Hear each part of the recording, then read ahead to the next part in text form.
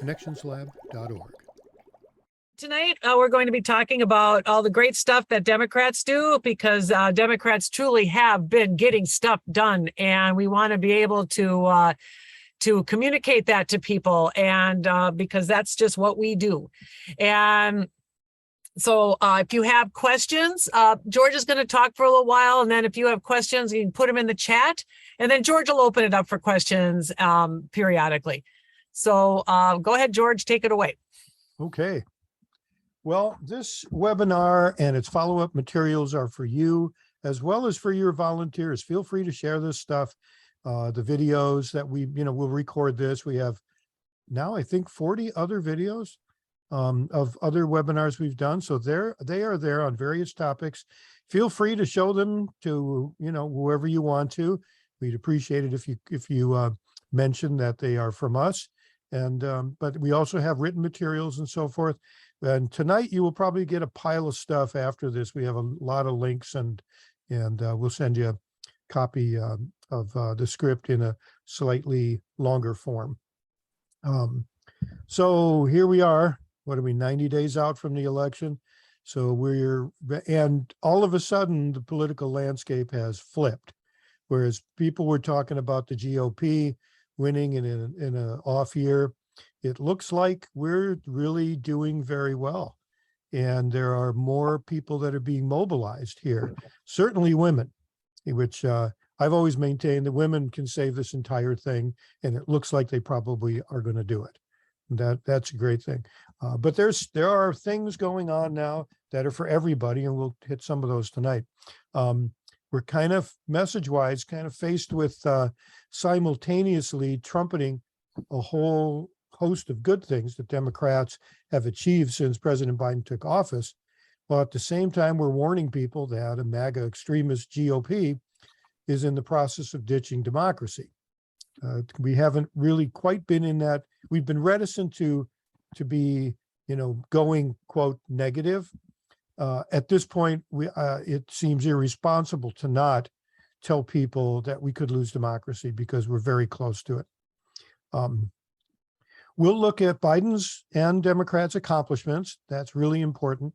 That's the thrust of what we'll be doing, but also 4 top-of-mind issues of this cycle that most have surfaced here in the last month or so, and will probably carry us all the way to the election. Top among them, bodily autonomy for women.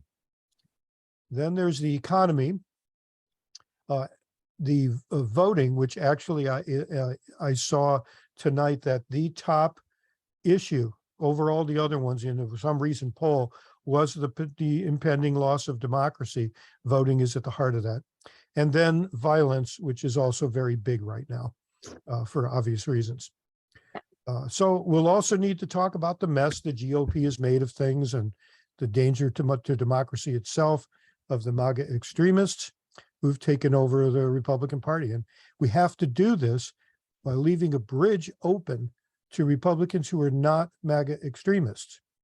So they either don't vote for the extremists, or they stay home, or even better, vote for our candidates. I'm not encouraging us to recommend that Republicans stay home. I'm just saying those are the choices they have. So now, before we get to the messaging part, I just wanted to remind everybody, because you're all leaders, you're all involved in campaigns right now. You have volunteers that are working for you or volunteering for you, and so just a way to maybe help prep them for what they may feel is kind of a stressful campaign season, and they're new volunteers especially are usually unsure about what to say. This year, I think even more so. And so here's something that I think we have to tell our volunteers, that as we message about our accomplishments, be sure the volunteers understand that this is not a fair fight. While the GOP invests far more money in strategic messaging than we do, it turns out that most Americans agree with us on most issues, whether they know it or not. We are the majority, and that should comfort volunteers. I'm going to share a few slides with you from Jess McIntosh, who, for those of you in Minnesota, Jess worked on Al Franken's campaign. So some of you may know Jess. Now she's a pundit in Washington having great success, and saw her the other night. Lisa and I saw her on the Troublemaker training video by the excellent women's group that we just found out about.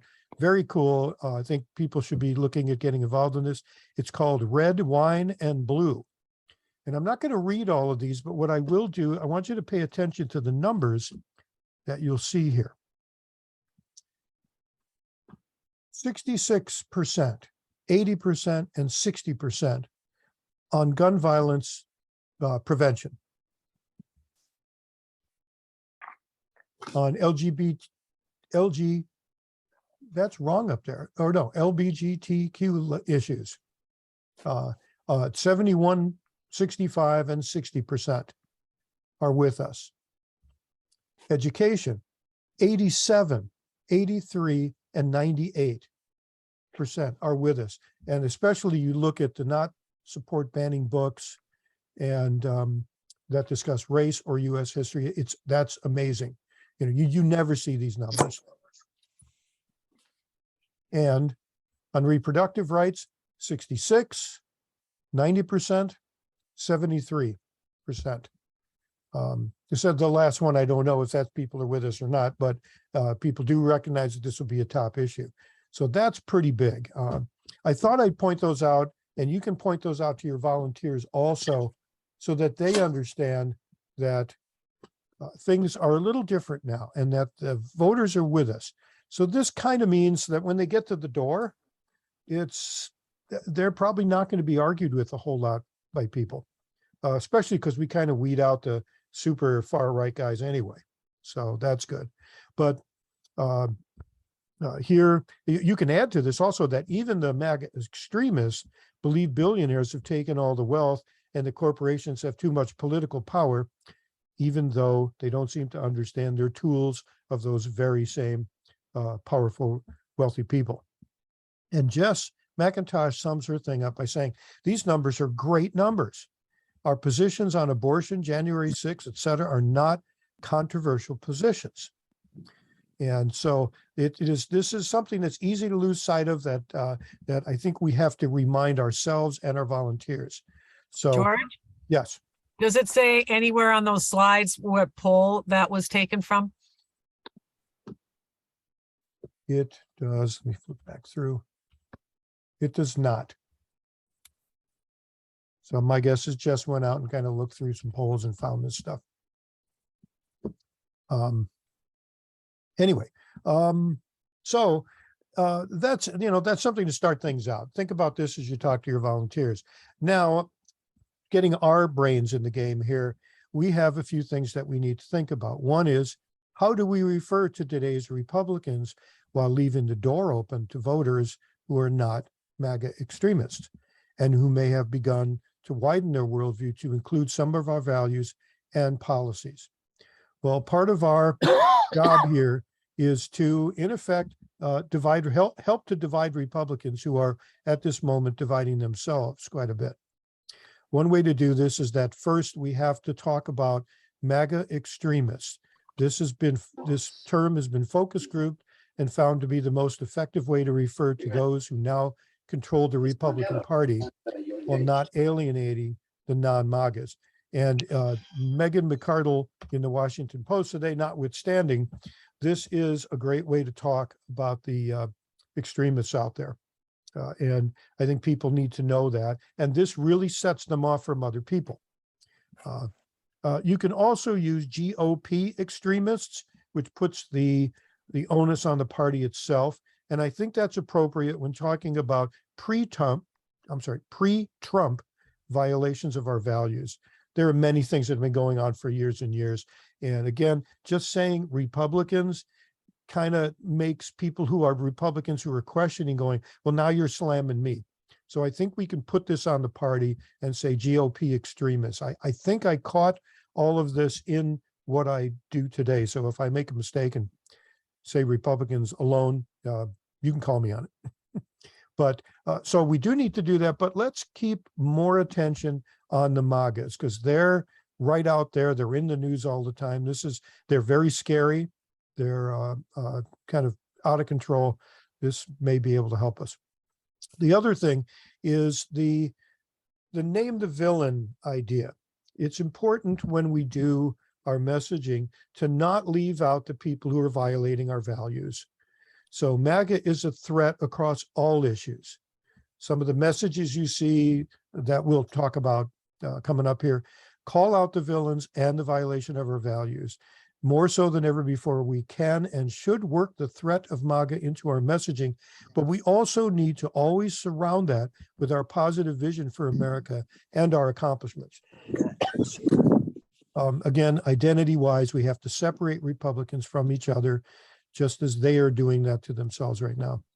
And with that in mind, here's the issue of Republican identity, which is a really interesting issue at this point.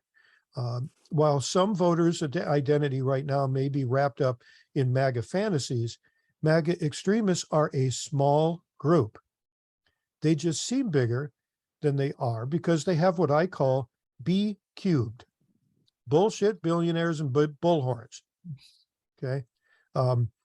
They are very loud. They're in your face. They're all over. And they seem like there are more of them. Jess McIntosh actually used a metaphor. She said, imagine all the MAGAs and the QAnoners in a stadium, and they have one entire section, and they have their bullhorns. You can see where they are, but they're using their bullhorns, but you really can't hear what's going on, and they're a small crowd. Take that same number of people, disperse them throughout the crowd, and it'll appear as if they're everywhere, and you will be able to hear them wherever you are. But there's still the same small number of them. So let's not be scared of them. Let's continue to help Republicans find a different identity. The issue, of course, is that relatively rational Republicans are not sure where they fit, since they've been pushed aside by the monster they themselves created. These people are adrift and need a safe place to land. So this is why we don't want to lump all Republican voters in with MAGA. Also, the identities of those who've been ousted hasn't really coalesced yet. Some still say they are Republicans or conservatives. Some notable Republicans say they are former Republicans, and a few have switched parties. My guess is that many who are on the more, quote, rational side will look for a conservative to get behind in 2024. It may very well be Liz Cheney. While we all totally respect and properly respect Liz Cheney for what she's done on the January 6th committee, she is also one of the most conservative people out there. And while having her with us now, this is not necessarily good for us in the long run. If she runs, in the short run, it might be good enough to divide the votes in the Republican Party to keep them from winning. But I do think we need to be careful in this and in our messaging, and we limit our messaging about Liz Cheney simply to what she's doing on January 6th. But we do need to have some influence on the process by which Republican voters sort themselves out. And I think we do that to our advantage by making our values messages, our values and our values messages dominant in the public debate. We have that opportunity now, especially if you watch Morning Joe. I bring this up, but it's the only show, it's on MSNBC, that I've seen that brings Republicans and Democrats together every day, and they have substantive discussions. And it is amazing how often they find common agreement on things. So this needs to continue, and we need to pull people more to our side. Again, look for areas of policy and values where we agree. And remember, you may not convert people, but you're planting seeds, and that's a big part of it. So if you don't convert somebody right away, don't be freaked out. If you don't think you got that voter at the door, don't be freaked out. You may have very well planted a seed in their head that when more seeds are planted and more of us come around to talk to them and water their brains, these things may grow. I'm really getting off on that metaphor, aren't I? Okay, so any questions to this point about that, or disagreements or other ideas? Seeing none, hearing none, for those Robert's Rules of Order freaks. Midterm issues. We have the achievements that we've done, which are considerable, and but there are also issues that we do need to talk about that aren't part of legislation that's been passed. First and foremost among them, no surprise, bodily autonomy, freedom, and equality for women. And it's no surprise to any of you that women have already made a difference in the primaries and special elections. I'm going to quote from Antonia Scatton because I could go on and on about this, but she is the best out there on this topic and actually, frankly, just about every other topic for framing. She says, the bottom line, without absolute bodily self-determination, women can be neither free nor equal in our society. There is no way to get around that. Using the government to force women to remain pregnant, go through labor against their will, is a massive violation of their most fundamental rights. I could go on, but I'm going to refer you to Antonia's advice on this subject in her really great two-part Substack. We'll get that link out to you. And in fact, I can probably copy the link and throw it in the chat right now, and so that you have it. And I will do that. But very, very amazing piece. This was Antonia's first piece as she decided that Substack is where she was going to put her efforts. And what she has created is nothing less than astounding. It is, I think, the very best messaging advice out there, bar none. Okay. The other issue that we can talk about, one of the four that I mentioned, is good economic news. We mostly hear doom and gloom about the stock market, but the stock market is not the economy. And Robert Reich says this all the time. Americans have a lot going for them right now. Coming out of COVID and under Joe Biden's leadership, we have very low unemployment, astounding job creation numbers, and rising wages. Also, unions are back. That's really big. That's happening all over. And getting more power. The nurses strike right now. The MNA, one of the finest unions we've got, one of the very best in messaging, very well organized. Always pay attention to what the MNA is doing here in Minnesota. And also prices are dropping on things. Gas is down, other prices are dropping. And we'll see some things in the accomplishments section where we can see that we'll be able to do that even more. So we have to get out and trumpet these things. Don't forget to talk about these, especially these economic things that are directly dealing with people in their daily lives. Very important to bring that up. Voting and the danger to our democracy. You can be bold on this. Here's what Joe Biden had to say in his Philadelphia speech. MAGA Republicans do not respect the Constitution. They do not believe in the rule of law. They do not recognize the will of the people. They refuse to accept the results of a free election.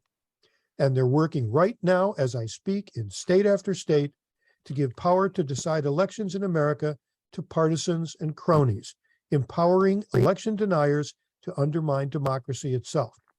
Now, if Joe Biden can be that bold and fearless in a primetime televised speech to millions, you can too. I say it that way because sometimes we're reticent to go out there and really put things that might be considered negative, as I mentioned before, out there in the world. Joe Biden's doing it. He has one of the best messaging teams led by Kate Beckinsale at the White House that I think I have ever seen in a Democratic president. And so follow their lead. They're very good. They do seem to have understood framing. And so keep that in mind. Also, watch Joe Biden's speech. We'll get a link to you for that. If you didn't see it the other night in Philadelphia, absolutely amazing. It is a gold mine of values. You can go through there and just find all the things Democrats should be saying. And Biden just nailed it. So I think it's a shame that not everybody saw it and not all the networks carried it. So here's an example message for voting. In a democracy, you and I as citizens have the right to decide how we protect and empower ourselves. Democrats believe the right to vote is sacred. MAGA extremists would have you believe only they should decide and that the rich should write policy. By their words and actions, they've proven that they don't believe everyone should have the right to vote. Some of them have said this in these many words. In fact, they fear the vote because they know voters are the only people who can take their power away. And I think that's very powerful. If you talk to a voter and they say they're concerned about the MAGA extremists, this is, you can stop this voter. So that's why they have discouraged, prevented, or scared millions out of voting. Democrats believe that our constitutional right to vote is the very core of democracy. Will you join us in protecting the vote by opposing MAGA extremists? Just a sample message. In this and in others, you'll see some techniques that we use to put a message together. We'll talk a little bit more about that as we go on. And this one, which apparently has is related to the loss of democracy, this is big on people's mind, the clear and present threat of violence. Now, we will cover gun violence in the accomplishments section, but regarding MAGA, I have two examples. First, or two example messages. First, we all want a peaceful society and peaceful transition of power from those who lose elections. However, from a violent insurrection to death threats, MAGA extremists would rather use violence to get what they want. Democrats believe this is a clear and present threat to democracy and civil peace. Will you vote with us to throw MAGA extremists out of power? And this second one is from Joe Biden's Philadelphia speech. MAGA forces are determined to take this country backwards to an America where there is no right to choose, no right to privacy, no right to contraception, no right to marry who you love, and no right to vote. I added that one in there. They promote authoritarian leaders, and they fanned the flames of political violence that are a threat to our personal rights, the pursuit of justice, to the rule of law, to the very soul of this country. Again, if Biden can say it, we can say it. Note in this one that Biden named our values, then he named the villains and called out the violation of our values. That's a part of this whole form or format we use to create messages. Again, if you've not seen the speech, or even if you have, you just got to go watch it. It's an important speech and well worth passing around to your candidate staff, volunteers, social media, grandma, whoever. Everybody needs to see it. Okay. Any questions on that part of what we're doing? Okay, we're moving on. And again, we will provide this to you, the script, which includes more than what we're able to cover tonight. We'll provide that to you, so you don't have to furiously take notes if you don't want to, as if you would. I'm just saying it might be something that some people do sometimes.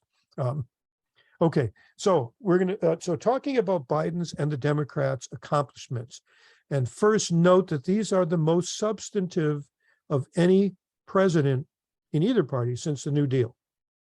This is big, very big.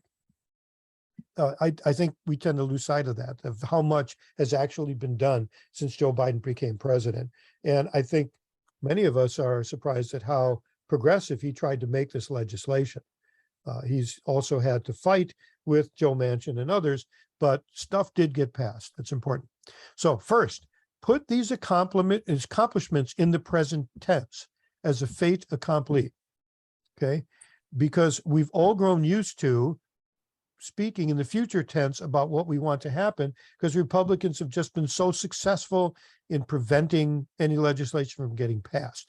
So we have to catch ourselves and not say, we want this to happen. We have to say, look at what's already happened. Look at what we have now.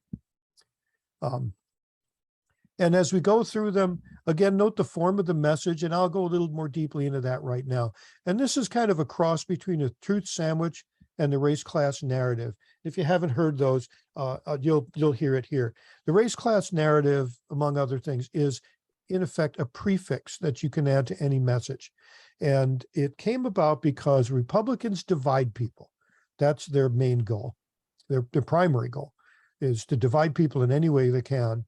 And so our job is to bring people back together and show that people across every division you can think of have much more in common than they have in their differences. So in this case, you can say, or what you can put there is something like, no matter whether you are black or white, rich or poor, find whatever way the Republicans are dividing people on that particular issue, and you can add that in at the beginning. And it's very important. And this race class narrative thing is now being taught by a number of groups.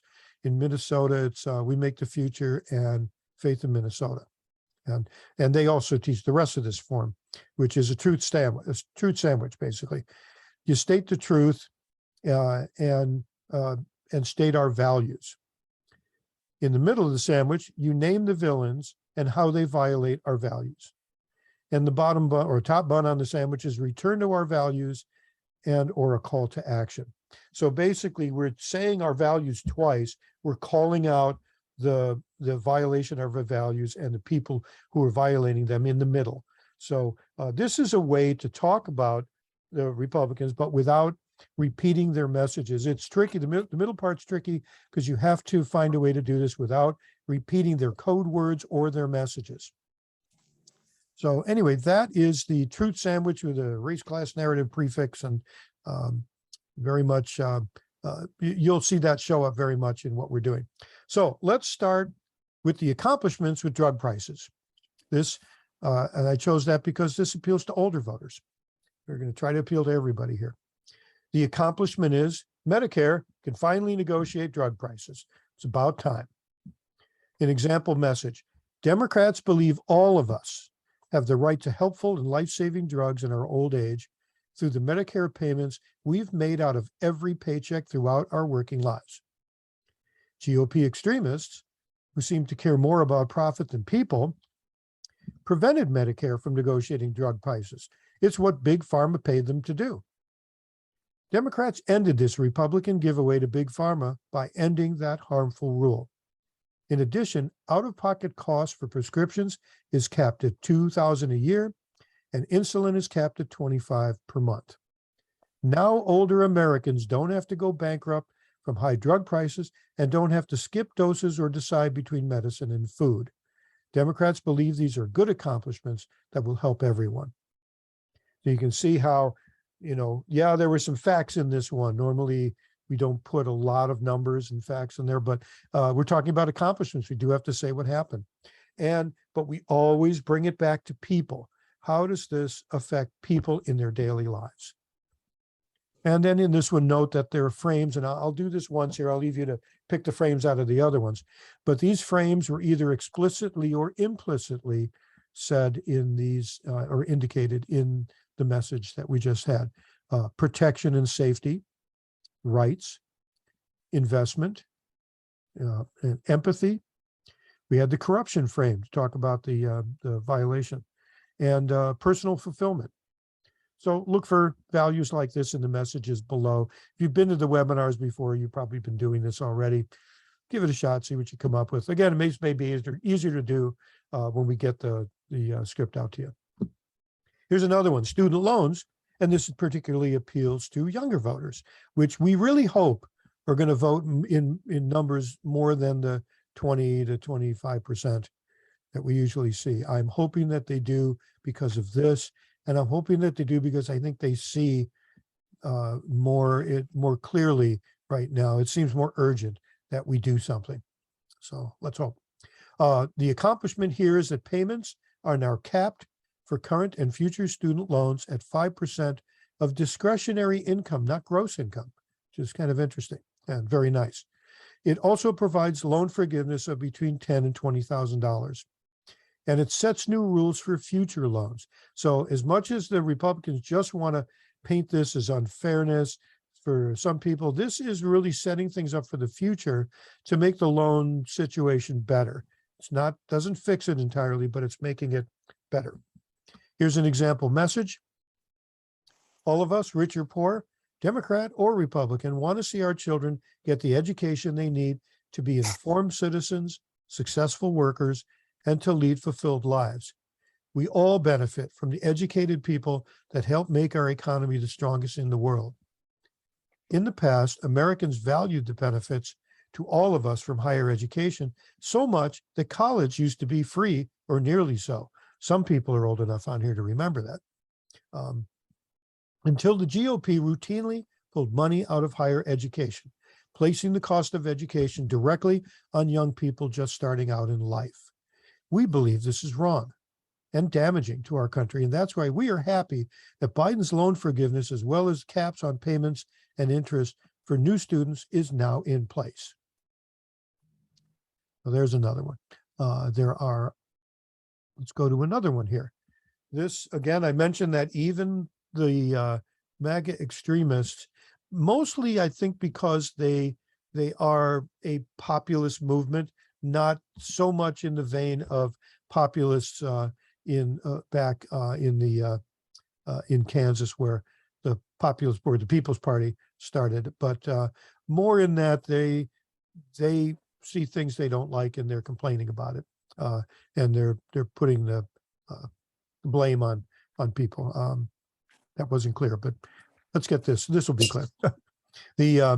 There's now a minimum fair share tax on huge corporations and billionaire tax cheats. This has broad appeal, and I'm using that word tax cheats intentionally. These are the words Biden used, and I'll tell you why that's important. So the accomplishment, Joe Biden took on the big corporations and billionaire tax cheats, who must now join the rest of us in actually paying for the things they benefit from and that Americans have decided we want and need, all without tax increases for anyone making under $400,000 a year, and that's like everybody. Or maybe some of you on here make more than that, but I know we don't. And the example message is, I believe in fairness. For the good things we want and need, all Americans, including billionaires and corporations, should pay their fair share. Trump Republicans, that's another version of Republicans. Trump Republicans think differently.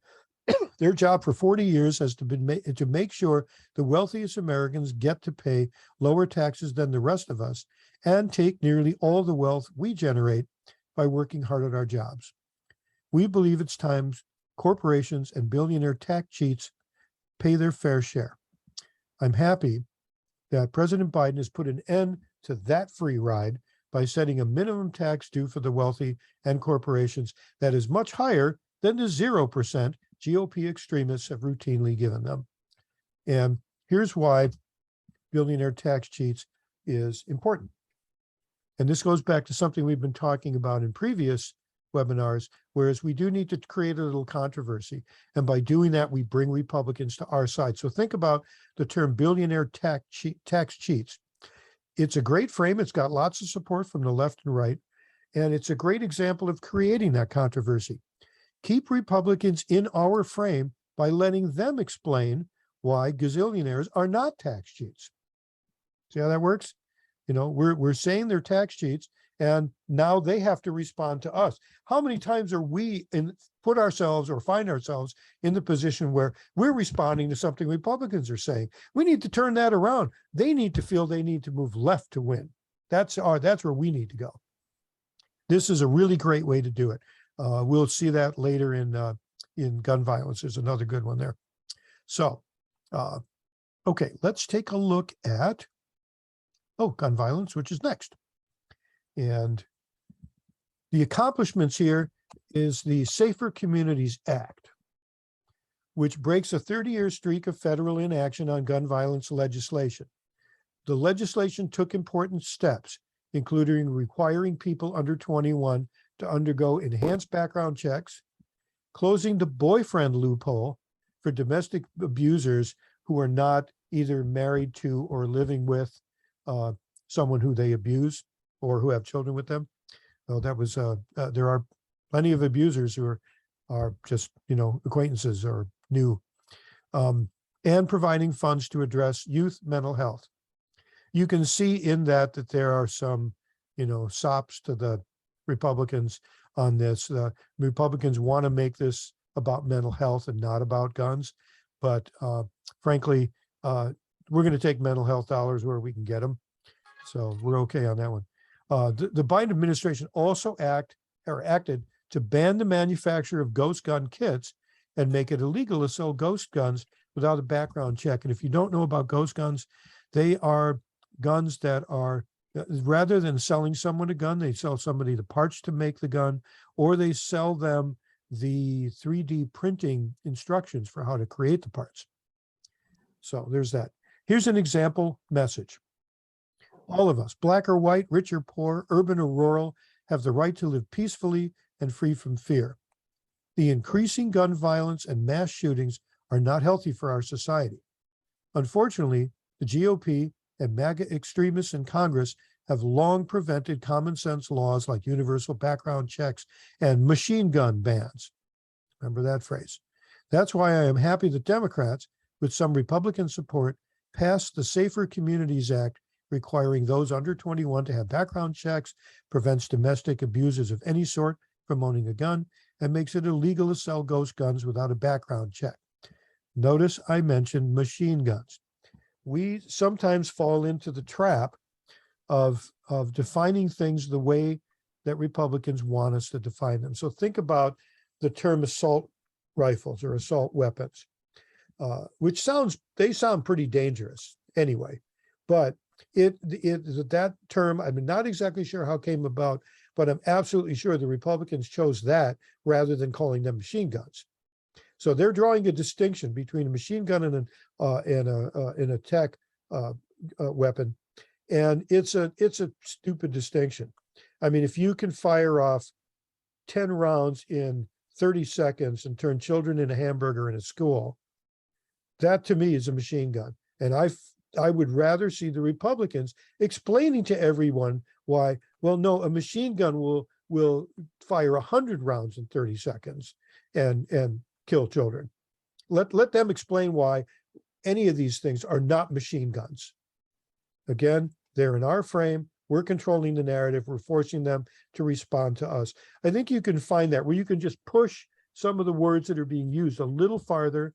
You're not necessarily being dishonest about it, but you are making them respond to that, causing them to say, wait a minute, that's not our term.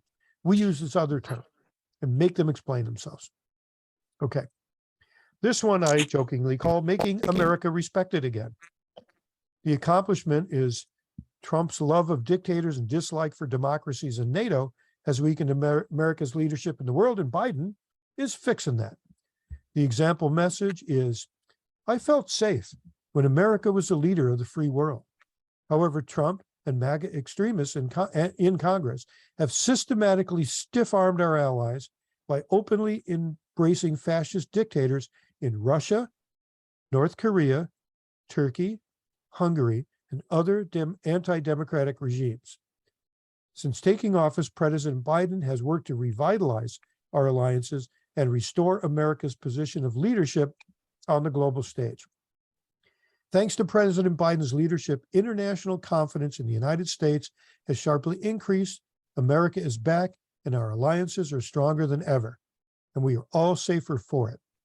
Some of these messages I've quoted sentences directly from Joe Biden's website or his speeches.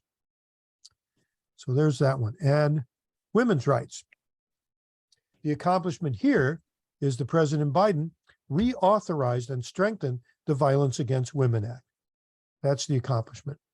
Here's some background on that. In 1994, then Senator Biden authored the Violence Against Women Act, which provided legal protection against domestic violence and sexual assault for 28 years, until it was allowed to expire under the Trump administration. As president, Joe Biden broke through 2 years of Republican obstruction and signed legislation in March to reauthorize and strengthen the Violence Against Women Act. He returned the safety that MAGA extremists took away. Thanks to President Biden's leadership, the Violence Against Women Act is now reauthorized through 2027 and includes new provision to, lost my spot. New provisions and to expand legal services for survivors and support for underserved communities. Women all across the nation have protections and services they need, no matter who they are or what financial situation they may be in. There's also, he signed historic legislation ending, and I think this is really important, ending forced arbitration of sexual assault and sexual harassment in the workplace, protecting survivors and making it safer to report harassment in the workplace. Women can no longer be forced by their employers to waive their rights against workplace abusers. And this whole thing of arbitration is way bigger than most people understand. Corporations have decided they don't like class action lawsuits. They don't like regulations and laws saying what they can and can't do. So what they've done all across the board, you see it in your credit cards. We bought a refrigerator that had a notice on the side. If you use this refrigerator, you agree to binding arbitration if there's any problem with it. So in effect, you turn the refrigerator on, you can't take them to court. You have to go to their binding arbitration where they pick the mediator, and you have to abide by the whatever the mediator comes up with. This is going on everywhere. This is a sleeper, huge issue. So, but applying that to women in the workplace and sexual harassment, that's just downright cruel and it's even evil. We'll use the word evil. So, okay, and then a couple more here real quick. Infrastructure. The accomplishment is President Biden's bipartisan infrastructure law. I'm not a big fan of using the word bipartisan, even though it's in the name of the law, because all of these are knockdown, drag out fights for the Republicans to see literally the very least they can do. So I may not use that in what comes up. But this infrastructure law will rebuild America's critical infrastructure, create hundreds of thousands of good paying jobs, and increase our competitiveness for years to come. So here's an example message. Democrats know that our people and our businesses must have infrastructure. Republican obstruction in service to profit has for too long led to dangerous bridges and roads, we know that here, outdated and unhealthy water systems, aging airports and public transit, and an internet slower, more expensive, and less widespread than any other developed nation.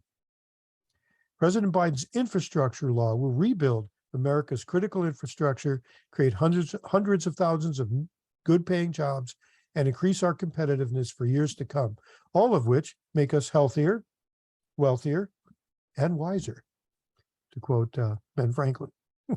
Just had to do that, sorry. Climate action, and then there's only one more after that. Climate, the accomplishment is that President Biden rejoined the Paris Accords and committed to cutting U.S. emissions to half of 2005 levels by 2030. The President Biden has made combating the climate crisis a top priority with the largest investment in clean energy transmission ever. The example message. It's obvious to almost everyone that we depend on a healthy planet for our lives. GOP extremists in Congress have long prevented action on the climate, so fossil fuel companies could continue to reap massive profits. And former President Trump withdrew the USA, or the US, A popped in there, from the critical international effort to combat climate change. By rejoining the Paris Accords and passing the infrastructure law, President Biden secured the largest investment in climate resilience in American history. The law invests billions to protect Americans from droughts, fires, and floods while moving America closer to our climate goals. Americans are on the road to a safe and healthy world if GOP extremists would just get out of the way. I'll pause here for a moment and just mention that I do understand when you look at this legislation, out of the, $4.5 trillion for the $1 billion for this. I'm sorry, I'm spacing on whether it's trillion or billion. Anyway, a huge majority of this goes to carbon sequestration and capture. And people are kind of wondering why, because that's kind of bass backwards. Really, right now, our main priority is to find renewable energy sources. It turns out that this is very likely the result of negotiations with people like Joe Manchin and others who are shills for the oil industry, because the carbon sequester and capture efforts that are now being done are being done by the oil companies, and we're subsidizing them. So this just continues to subsidize that. And they're not capturing anything much. And certainly you're putting the fox in charge of the hen house. You know, they don't really have any other goal except to grab the public money. They don't really care if they sequester any carbon. So anyway, but I will point out that this message that I just, example message, pales in comparison to anything you're going to find at Hobart Stocking's website, skywaterearth.com. I call that out because on environmental messaging, there is no better person to do that messaging. And reading Hobie's website, and Hobie's been on these before here with us, you will get a look into one of the kindest and most intelligent minds ever, who just knows how to talk to people about climate and about environment. You can read his website like a book and enjoy it, like a novel almost, in that you just get all of this wonderful messaging. Okay, last one, getting close here. Biden nominated and confirmed historic judicial nominees. And I bring this up, it sounds like this is maybe not as big of a thing, but I include this because of the Dobbs decision. The Supreme Court right now is a very hot topic. They walked right into it by, reversing Roe versus Wade. So the accomplishment here is President Biden is working to stop extremist GOP court stacking or packing that has resulted in the Supreme Court's metamorphosis into a political tool of the right. The president has also shaped the federal judicial system to more fully represent America's diversity. So here's the example message. No matter who you are, how much money you make, or what you look like, we all depend on our laws and fair courts for justice that works for everyone. Extremist GOP lawmakers and justices have tragically turned the once respected Supreme Court from a guardian of the people's rights to a political tool of MAGA extremists. President Biden has begun to fix that. Among other changes, he delivered on his promise to nominate Judge Ketanji Brown Jackson, the first Black woman and public defender to serve on the Supreme Court.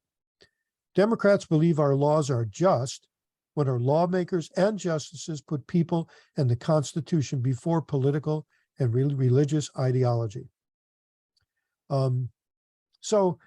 There are some other ones that we've included, and when we follow this up, you'll read those. These are sample messages. There are all sorts of ways to make messages, all sorts of ways to talk about this. Use those principles of how to construct the message using that, the truth sandwich form we pointed out, and take a look at them, make them better, make them your own. And I would also encourage people, where appropriate, to use your own stories to highlight the message, whether it's if you are on Medicare and that will help you, or if you need to take insulin, or if you yourself or you have a young adult in your life who is benefiting from the student loan forgiveness and things like that. Wherever you can, find your own personal story to highlight that message. And usually when volunteers go to the door, there's not like a burning message that the voter wants to talk about. So a lot of times, well, what concerns you? Oh, well, I don't know. Well, you have something that you're concerned about. There are things that you have a few of those in your quiver. Pop them out when there's nothing else going on, or when you think it'll make a difference. So, those things that about, that you have stories about, those are the best things to talk about if you can. And pass these things, again, the stuff that we did tonight, pass this on to your volunteers. Share the follow-up materials and the links so they can get their head in the game before they go out and talk to voters. This is always also good stuff to just feed people all through the year. If your precinct chairs are wondering what to do, our precincts fall apart because we never tell precinct chairs what they can do. And they generally can't think of enough things to get people together and do things. Here's something you can do. Hey, you know what? You said you were a Democrat. I'm going to put you on my precinct mailing list. Here's some stuff that I found that's really good about messaging. There's an excuse to contact a voter or a volunteer after the election. So anyway, that's the stuff for tonight. I don't know if there's any questions at this point, but I'd be happy to answer them. Or any comments? And go ahead and just unmute and ask them. And if there's anything in the, Lisa, you want to look through the. Nope, there's not. Okay. Jenny has a question. Ginny, Oh, actually, I was kind of, I've been very upset looking at some of the ads that are, kind of pro walls, but how they, basically I like the message, but I don't like the free advertising they're giving Scott Jensen with these pictures of him that actually where he looks really nice. And I'm like, every time it comes on, I say to my husband, it's the wrong message. They should take the picture off. And it's just like Trump got so much free advertising and from the media and everything. But anyway, so I just was curious as to your take on the fact, all the pictures of Scott Jensen are very positive. I mean, he looks nice, his teeth look white. I mean, he doesn't look, and, they Yeah. show Angie Craig like, ranting. So anyway, I just was thinking it was kind of a mistake, and I was curious as to your take on it. it's a really interesting question. It's these things are generally thought over quite a bit. And the general rules of thumb that apply here are, in general, you don't want to repeat your opponent's messages. You don't want to draw attention to your opponent if you can avoid it. You want to have your message first. And then the question of whether you should depict your opponent, if you're going to do it, looking, worse than rather than looking better. That's a controversial one. I know the Republicans do it to our side. Many of you remember working on Ashwin Media's campaign here, if you're in the 3rd district, and they took every photo they could get and they cranked up the contrast to make him look as dark as they possibly could. And it was terrible. I worry about how much we might do that. That's not what you're asking us to do, Jenny. I know you're saying, do we need to have a great picture of the guy? I would almost say No picture at all. That's what I would say, no picture at all. Yeah, just not, just talk, and they even put his name up there, Scott Jensen. Why don't they just take it off? They can say Scott Jensen doesn't support education, or he wants to ban abortion completely, but I don't think they need a nice picture of him. Take his picture off and don't put his name up there. That's my thought. Anyway. Maybe the calculation is that the things they're saying about Scott Jensen, they want to stick to Scott Jensen, and the way to do that is make sure they mention his name and show his picture. But, again, in general, you don't want to do that very often. A lot of this, I think, more important would be what it is they're talking about with Scott Jensen. What they don't want to do is say, now Scott Jensen says this, and this is why that's wrong. Unless it's something really, really evil and bad, saying what it is that he's doing repeats his message. And that is something we don't want to do. It's a mistake that Democrats who don't know about framing and having studied the psychology don't understand. They just think it's a good idea, so they just do it. But these are for walls, and he's got a ton of money in his war chest. I just think, gosh, why aren't George and Lisa working with walls? I mean, really, I'm not kidding you. It's amazing where this happens, where the lack of an understanding about messaging is out there in the world. The DCCC, in what I think is the biggest messaging mistake made that I can think of. About a month or so ago, during the primaries, the DCCC gave $43 million to Trump candidates, to MAGA candidates, and not directly to them. They put advertising in. They spent money to advertise MAGA candidates. Why did they do that? Because they thought they'd be easy to defeat. So what they did is they propped up the messaging that was going on. They propped up people who were pouring this kind of crappy messaging out into the world.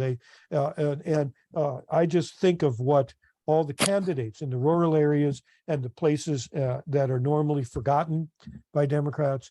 I just think of what they could have done with that money. Or just imagine if that amount of money went into people like me, Antonia Scatton, Hobart Stocking, Anat Shenker-Osario, and others who do this kind of training, Michelle Pallas in Michigan and others, who do this kind of training to finally fix our messaging problem. So we don't have people who haven't heard how it is, what it is you should do and what it is you shouldn't do. So Wendy has a question or a comment.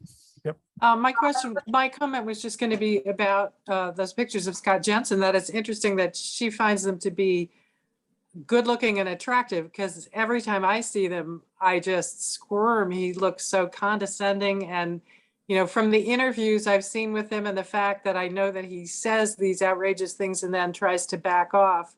Mhm. Honestly, every time I see him, I think of that snake from Jungle Book, trust me. And to me, that's how he looks in that picture, in those ads. So, I guess it's the eye of the beholder. I was going to suggest, actually say too, based on what both of you now have said, is that, and I haven't seen those commercials, I don't think, so I can't comment on how Scott Jensen looks. But I'm wondering if it makes sense, though, to, when we are talking about Scott Jensen, to talk about how he has flipped, or how he keeps trying to pull himself more to the center after saying he would make abortion illegal in Minnesota. Now he's got this commercial with him holding a baby. Oh no, that's not what we need to be talking about now. No. Trying to soften that message. And I think that might be, something important we should probably be pointing out. Oh, I guess he got national coverage ridiculing him for that, because he doesn't even say it's not what we should be talking about. He says, this is my view, but I can't do anything about it. So again, That's right. That is what he says. You're right. Yeah, we're going to believe him just like we, yeah. yeah, just like the Supreme Court nominees who lied to us. 3 of them who lied to us. Why would Right. we believe you just because you say, no, there's nothing I can do about it? Doesn't mean you're not going to do something about it. Right. Well, he No. said it's in the ad, he said that it's constitutionally protected in the state of Minnesota. So, but it's just a bunch of crap, and he's been on air, I think on some, maybe Minnesota Public Radio, saying that he wanted to cut public education funding because he thinks it's a black hole, and now he's backing off that too. Yep. So Yeah, anyway. Almanac, I think. But see, remember, even when they back off of stuff, they put that idea out there. That's what's really in their heads. And so they put the idea out there that appeals to their red meat, but it also appeals to people in the middle who, seem to worry about how much money the government spends, right? And it's part of their long effort to tear down the schools. So it's kind of like they want their cake and they want to eat it too. And they get away with this stuff. Again, they don't care whether they're proved right or wrong. Right. Oh, they're just They liars. just don't care. Sorry, it The- pisses yeah. me off. The whole This- idea is to make everyone's head spin so nobody knows what reality is. Right. That's And the I don't idea. think he's handsome. I'm just saying that I think I'd rather, like when they used to show Trump and they go, ooh, that little asshole mouth, excuse me, my language, but ooh, Say, say what you mean, Jenny. yeah. So, I think he looks too nice. I know he's a snake oil salesman, but Yeah. I just think Jensen, his teeth look white and he's got little bright eyes, but if you don't know his policy, then you might be fooled by that look. That's my take on it. So. Yeah, no, I hear you. It's a tough one. That's hard to say whether it's right or wrong to do that, but it depends on what they say. And remember, you can talk about the Republicans with, the key in the truth sandwich when you indicate the lie is to do it without using their words, without furthering their frames. That's the harder part of it. But you say what they did and why they violated our values. And as long as you don't say what the words they use, then you're in good shape. And then you sandwich that between our message on the front end and on the back end. And then you can get away with just going after them and doing what you need to do. Have any other questions? I know there's at least, let's see, Dan, are you a candidate this time? No, me. not this time, George. Okay, Still working the streets. okay. Mhm. You're just a Dave generally has- awesome George? guy. Yes. Dave has a question or a comment. Dave. Well, we have a candidate who has said he wants to stop all funding for all recreational funding. Those are his exact words, which would be parks and recreation funding. Okay. That would mean no more parks. The municipal swimming pool would be gone. Would no longer be operating. The municipal golf course would not be able to operate. He didn't go into any detail, but I think that it would be beneficial to talk about his exact words in that case. Any thoughts? Yeah, in that case, the words he's using are not necessarily message words about values. He's just saying, we shouldn't have we don't want these parks. If he said the parks are just a black hole, don't use the word black hole, but absolutely indicate that he is saying this, absolutely indicate that he would like to shut down the parks. I would bet you go out and talk to families and to schools even, and organizations and all the people who use the parks and the swimming pools and everything else. And all of a sudden they're not going to be real happy. I think that'd be a pretty winning issue.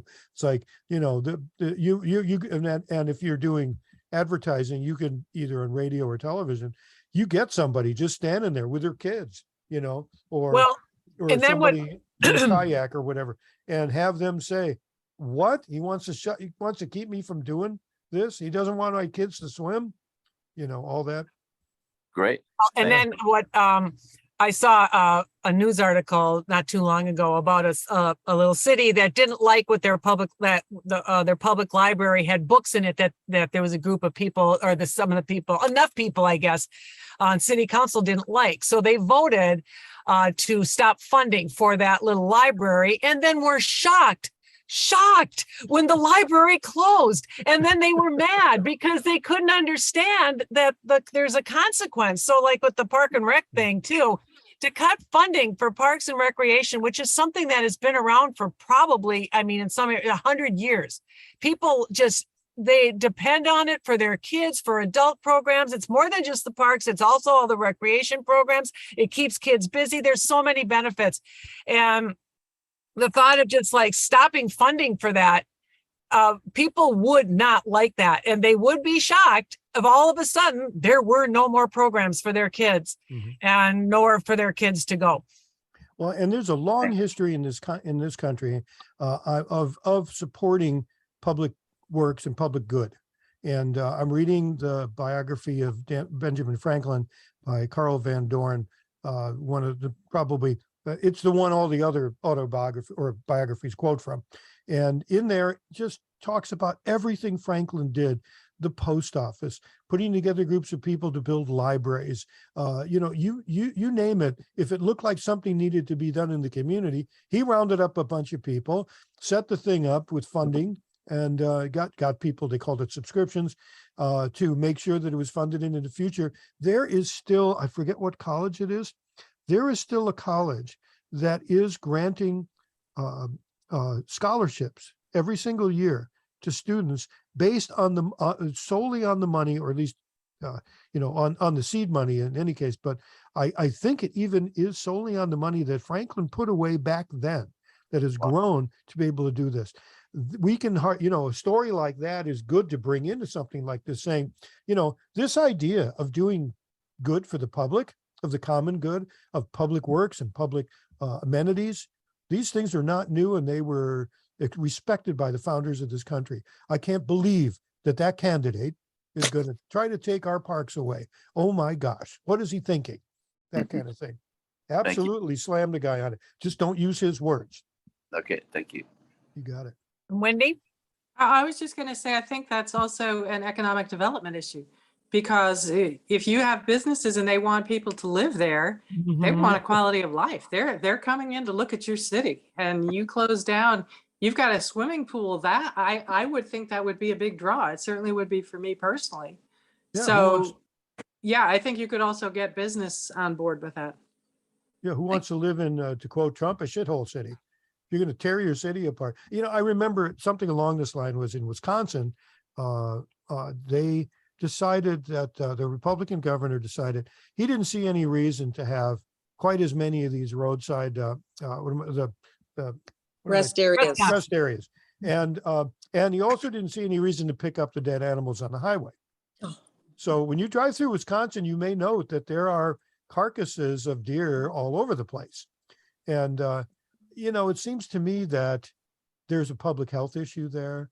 There's just the fact that Wisconsin, I went to school in Wisconsin, used to be just a beautiful state, still is in so many ways, but that, you now drive and you can see where those rest areas used to be, and they're not there anymore. Well, that's not, actually, they have a Democratic governor now, and a lot of that stuff has come back.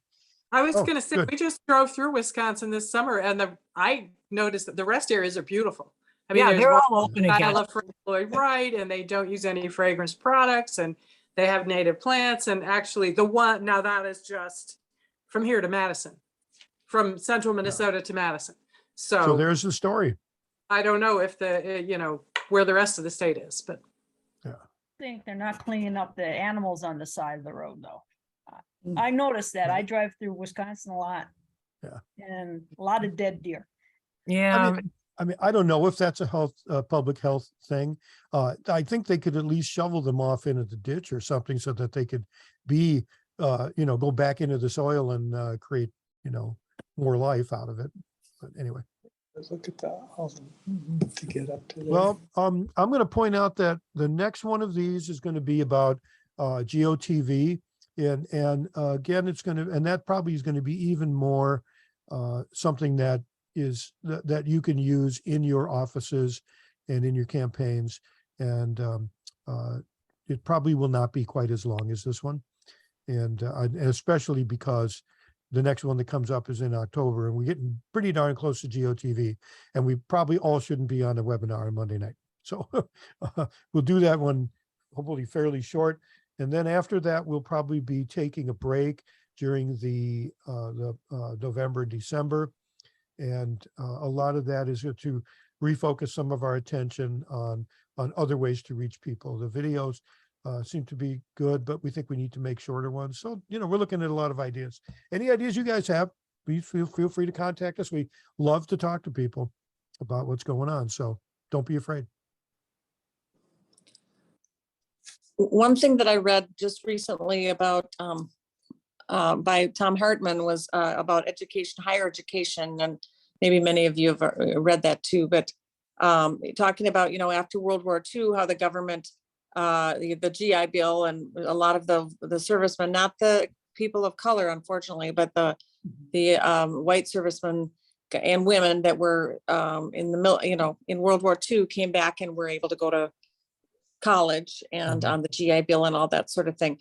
And, and that helps the economy and blah, blah, blah. And it just, but I think it was during Kent State that was Nixon president then.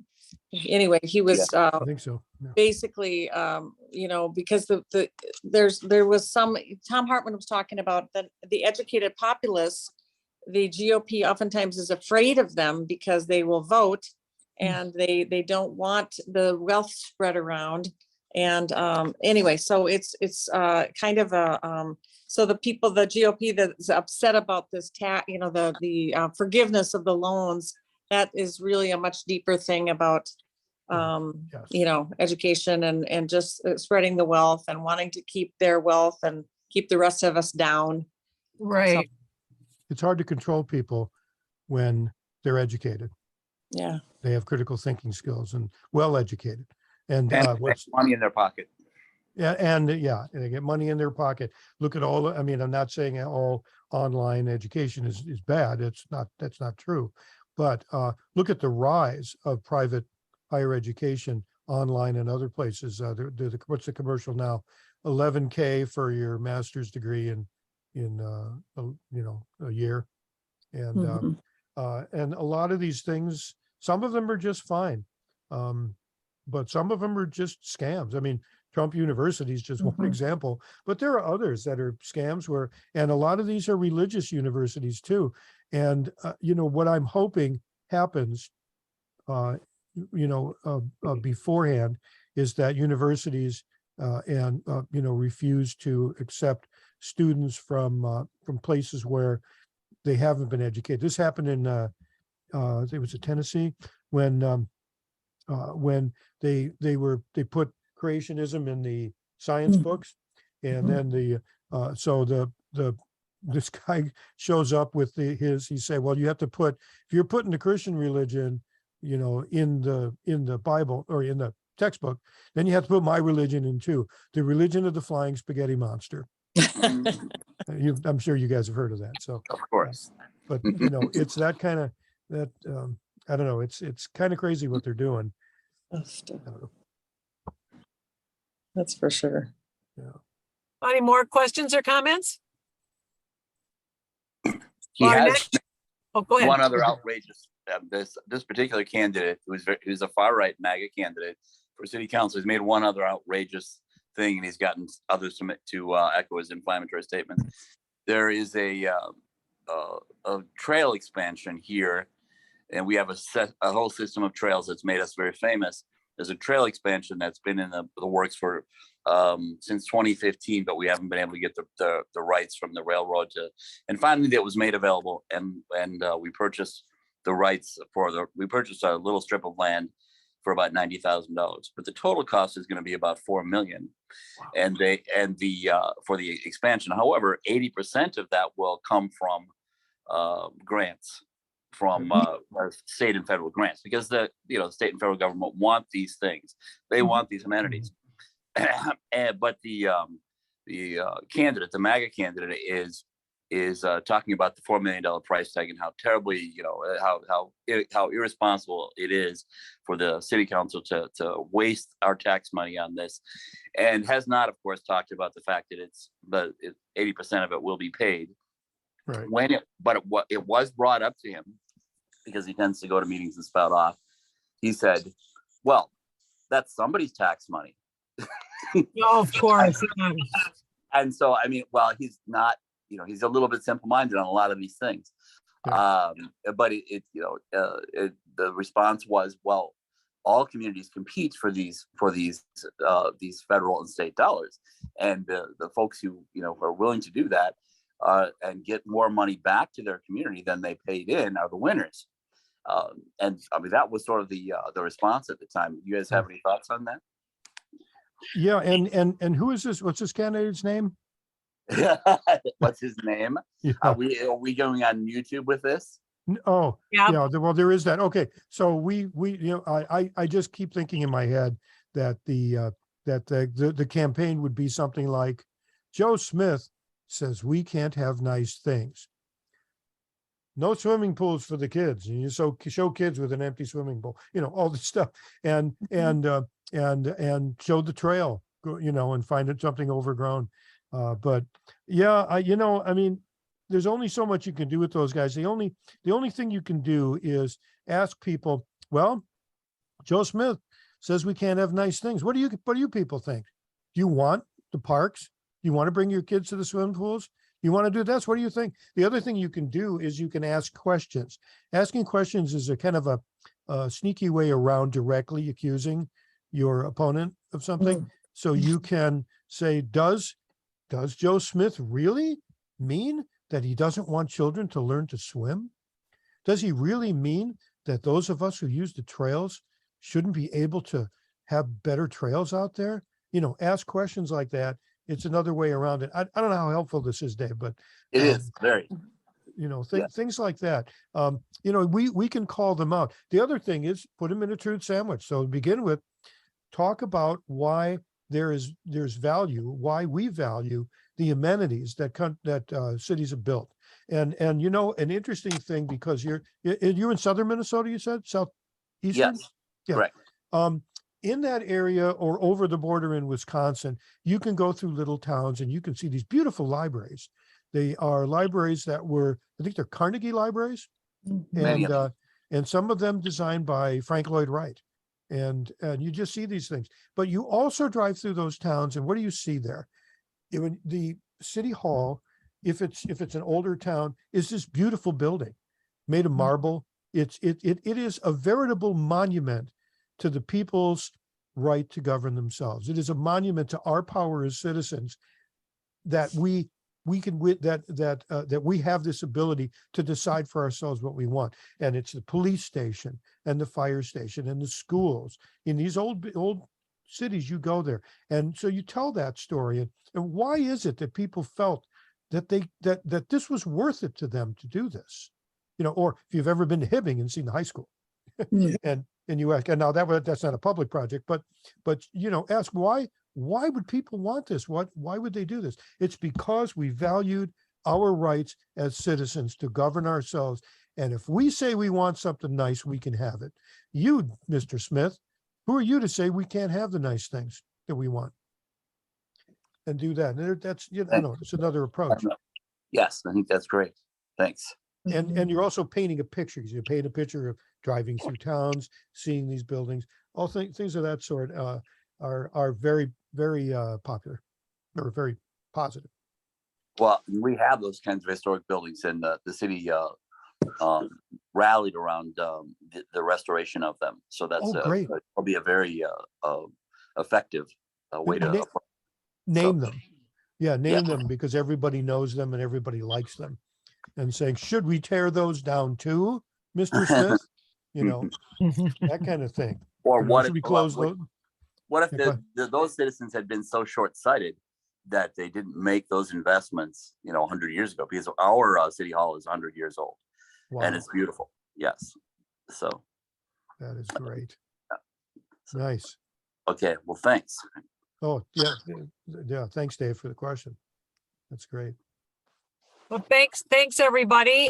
We will be sending out, you'll be getting all those messages that George said, and so you'll have all that, and we'll be sending you a lot of information in the follow-up Links. email. Links also, so. Great. All right, Thank you. well, All right, just thanks, again, everybody. just saying how Bye. much we appreciate all of you. Thank you so much.